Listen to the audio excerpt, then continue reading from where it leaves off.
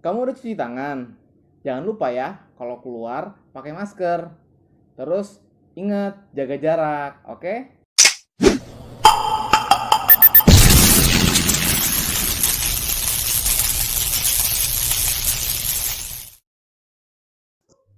Bismillahirrahmanirrahim. Assalamualaikum warahmatullahi wabarakatuh. Guru Gali, cerdas, ramah, berakhlak mulia. Alhamdulillah, segala puji hanya milik Allah Rabb semesta alam. Salawat serta salam tercurah kepada junjungan kita Rasulullah Shallallahu Alaihi Wasallam. Hai para murid, apa kabar? Bisa kita lihat ya. Di sini adalah sebuah gambar ilustrasi tentang kegiatan kerja bakti di lingkungan masyarakat. Kamu sudah pernah belum mengikuti kegiatan kerja bakti? Seperti pada gambar, kita harus menyadari kalau kita tidak hidup sendirian. Kita punya tetangga, kita punya teman, khususnya yang ada di lingkungan sekitar rumah kita. Kalau ada kegiatan kerja bakti, sebaiknya kita ikutan. Paling tidak untuk mengambil sampah kecil ataupun membantu ayah bunda kita yang sedang kerja bakti di rumah.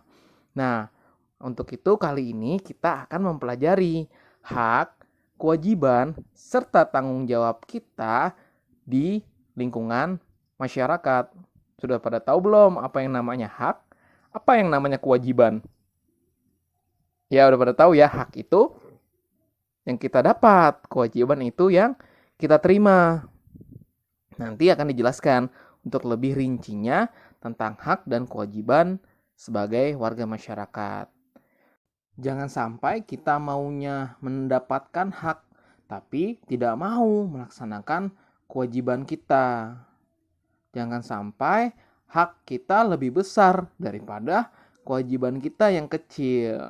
Sungguh sangat tidak adil. Yap, kita mulai ya. Taram. Kewajiban sebagai warga masyarakat. Kewajiban itu sesuatu yang harus dilakukan dengan penuh rasa tanggung jawab. Jadi, kewajiban warga masyarakat adalah sesuatu yang harus dilakukan seseorang sebagai warga masyarakat dengan penuh rasa tanggung jawab. Bentuk kewajiban warga masyarakat seperti berikut. Yang pertama, harus mematuhi aturan atau norma yang berlaku dalam masyarakat. Yang kedua, menjaga ketenangan dan ketertiban lingkungan masyarakat. Yang ketiga, mengikuti kegiatan yang ada di lingkungan sekitar RT, RW atau desa setempat. Yang keempat, menghormati tetangga di lingkungan tempat tinggal. Yang kelima, membantu tetangga yang terkena musibah. Yang keenam, menjaga kebersihan lingkungan tempat tinggal. Jangan sampai kita hidup di lingkungan masyarakat, tetapi kita nggak mau mematuhi aturan, kita nggak mau bertetangga. Jadinya kita malah dimusuhi dan serasa hidup di lingkungan rumah kita ini kita sendirian. Oh, sedih banget sih kamu. Jangan sampai gitu. Begitupun juga dengan bergaul dan berkawan dengan teman-teman di lingkungan sekitar rumah kita. Jangan sampai kita sukanya ngejailin temen rumah kita atau kita ngisengin ataupun kita ngeledekin. Jangan sampai gitu melulu. Kita harus saling menghormati, menghargai, dan menjaga kerukunan antara satu dengan yang lainnya. Begitupun juga dengan orang tua daripada teman-teman kamu di lingkungan rumah juga harus saling menghormati. Ya, jangan dianggap seperti teman biasa, manggilnya tegur sapanya dengan nama. Ya, berikan penghormatan dengan sapaan Pak atau Ibu. Itulah tentang kewajiban. Kemudian tentang hak. Hak sebagai warga masyarakat. Hak itu berarti sesuatu yang mutlak jadi milik seseorang dan penggunaannya tergantung kepada orang yang bersangkutan. Jadi hak warga masyarakat adalah sesuatu yang mutlak menjadi milik seseorang yang berkedudukan sebagai warga masyarakat. Contohnya sebagai warga masyarakat, kita memiliki hak mendapatkan perlindungan hukum, mendapatkan pekerjaan dan penghidupan yang layak, menikmati lingkungan bersih, hidup tenang dan damai, bebas memilih, memeluk, dan menjalankan agama. Kita juga berhak berpendapat dan berorganisasi. Kita juga punya hak mengembangkan kebudayaan daerah. Jangan sampai keliru ya tentang kewajiban dan hak. Ataupun jangan sampai bingung, hak itu apa sih? Hak emang yang kita harus terima doang tuh uang jajan doang sebagai anak atau sebagai warga masyarakat. Kita juga punya hak tentang perlindungan hukum. Ya, kalau kamu lagi jadi anak, nanti ada tentang hak anak gitu. Terus juga ada lagi hak mendapatkan pekerjaan dan penghidupan yang layak. Nah, mungkin pekerjaan belum ya kalau untuk anak-anak. Tapi anak-anak seperti kalian juga punya hak hidup yang layak, menikmati lingkungan bersih. Nah, ini nih kadang nih maunya hak nikmatin lingkungan bersih tapi malah buang sampah sembarangan. Itu kan tidak adil ya.